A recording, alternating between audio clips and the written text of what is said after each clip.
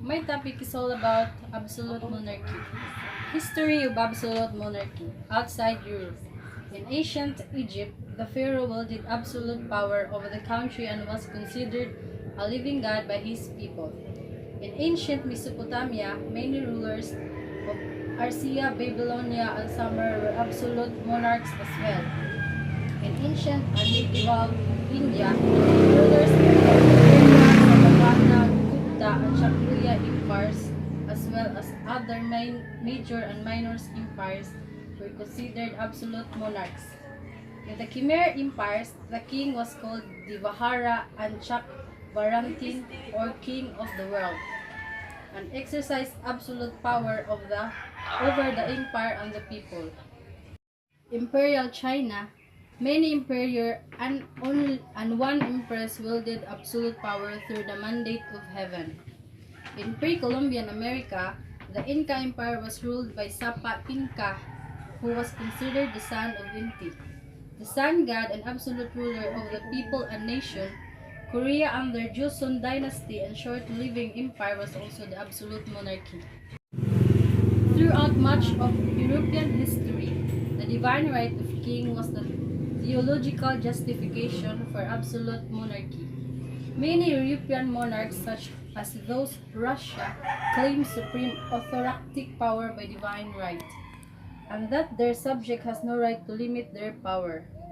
James VI of Scotland, later also James I of England, and his son Charles I of Scotland and England tried to import their principles.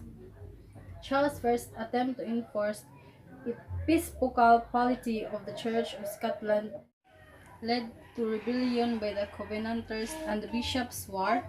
They feared that Charles I was attempting to establish absolutist government along European lines was a major cause of the English Civil War.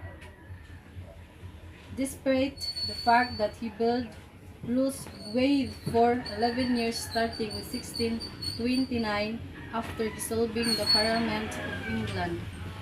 For a time, by the 19th century, the divine right was regarded as an absolute jury in most countries in the Western world. Except in Russia it was still given credence as the official justification for the Tsar's power after February Revolution in 1917.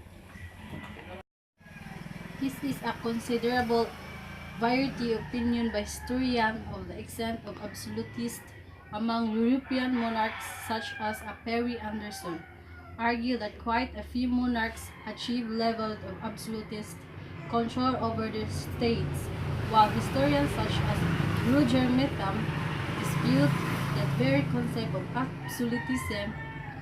In general, historians who disagree with the application of absolutism argue that most monarchs labeled as absolutists exerted no longer power over their subject, that any non-absolutist ruler, and these historians tend to emphasize the differences between the absolutist, the eutic of monarchs, and the realistic of the effective use of power by these absolute monarchs.